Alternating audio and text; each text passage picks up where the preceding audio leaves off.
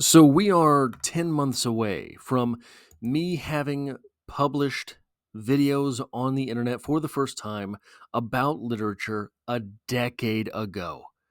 For a decade, I have had videos on the internet talking about literature. And the one thing that I've learned in that time is that there are no shortage of people willing to tell you that you're wrong about something. That's not what this poem is about. The writer himself had said blank. That's not what this short story is about. The writer herself has said blank. That's not what this novel is about. Stephen King himself has said blank. Well, here today in this poem is a really, really, really great example of why I don't care about what a piece of literature was written. Here's why. Let me just get it out now. Literature is not a pretty, pretty painting to place precariously on your wall. That's not what literature is. Literature is a tool. Literature is to grab and hold and say, all right, what can I do with this?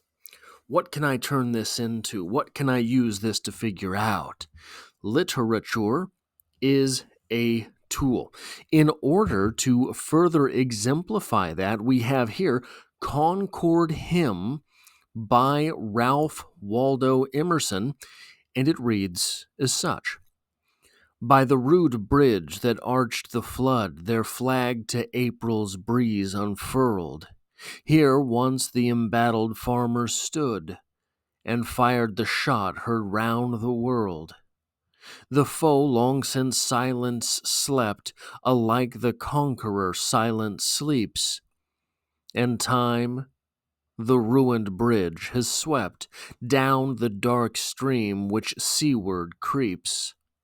On this green bank by this soft stream we set today a votive stone, that memory may their deed redeem when, like our sires, our sons are gone. Spirit that made those heroes dare to die and leave their children free, bid time and nature gently spare the shaft we raise to them and thee.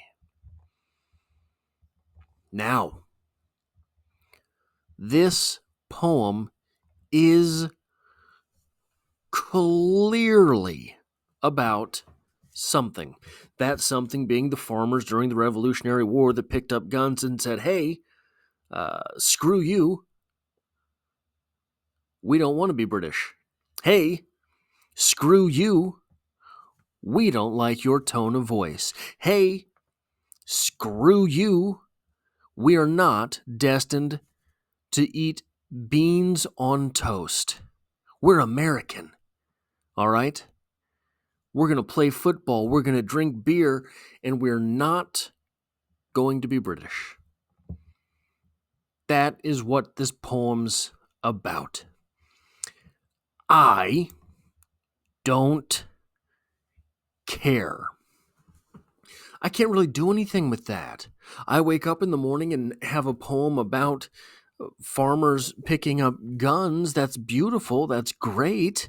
America, what does it do for me as a tool?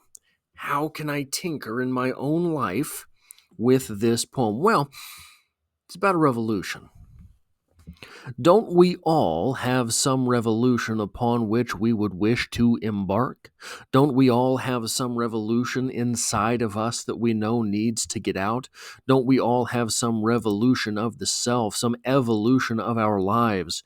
Don't we all have some big idea we want to see brought about, that we want to be the one to bring about? What if we take this poem that's about Revolutionary War and the shot heard round the world? What if we take this poem and we set it to the tune of a personal revolution. First off, there's that bridge there, that bridge that arched the flood. Boy, that sure is some nice symbolism there, right? The bridge that separates the you that you are, for example, and the you that you want to be. Then we got that bridge in the middle. I said that there we go. Oh, it doesn't even look any different, dang it. Oh, that isn't any different. This is a disaster. There we go. So you have the you that you want to be, you have the you that you is, and the bridge between them. That's a personal revolution. We go down here to the after effects. The memory may their deed redeem when, like our sires, our sons are gone. Where is this part? A votive stone, a monument. A monument that is to represent the ideals by which you wish to live. That's a pretty good translation there, isn't it? Wouldn't we all, by the act of a personal revolution, set some landmark within our own soul, some landmark to remember who it is that we were? Because we are no longer that individual. We are no longer that person. We have changed. We want to remember the person we were for reasons. Myriad. We don't ever want to be that person again. We want to know what it's like to come from that person to this person and understand that the person we were can evolve into the person we are. And so the person we are can evolve into something better than this. We want to remember that person that we were in order that when we see people who are the way that we were, who suffer from the same societal ills that did define us, when we see those individuals, we know, don't write this person off, right? Don't treat this person lesser.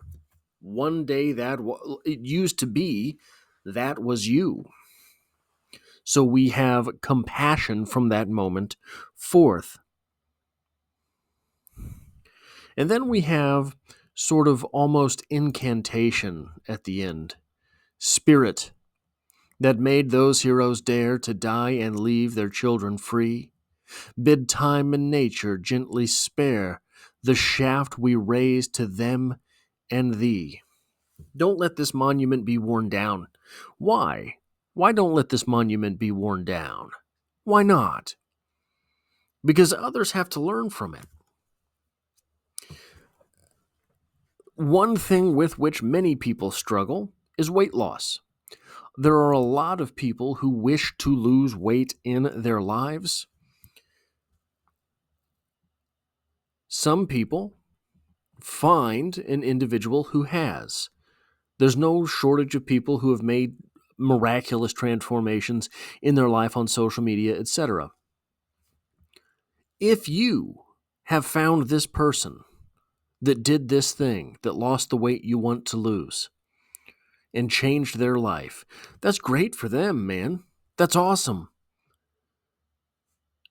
But when you learn from that, that's future generations. That's spreading the wealth of this personal revolution. That is spreading the goodness that you had created. That is a monument external to those monuments in the soul. For me, every time I pick up Emily Dickinson, every time I pick up Ernest Hemingway, every time I pick up, a Chuck Palahniuk book, but Chuck Palahniuk, or Shirley Jackson, all of a sudden, maybe I am never going to be Ernest Hemingway. I'll never be Emily Dickinson. That doesn't mean I can't influence someone to be a little bit better writer in their world. Because what is it to be a better writer? It's to be a better understander. Hemingway said that the writer seeks not to judge but to understand. Something like that. That's not a perfect quote, but it's something very close to that. All because I set this personal revolution inside myself, and I have these capstones of literature to whom I might return. This poem was written because of a thing. It's very literally because of a thing. It's right there in the words because of a thing, a specific thing, a certain thing we know. But I do not care. Because I can take the metaphor of revolution, set it to the self, and all of a sudden I have more tools by which I might understand a revolution of the self. That is all I have for this video. If you like or appreciate what it is that I do here, hitting the like button really does help me out, as it tells YouTube to share this video with other literature lovers. If you find yourself here by chance but not design, literature is the only thing I talk about on this channel, dropping multiple videos every single week. There's poetry every Monday, and I hope to have you back for the next one.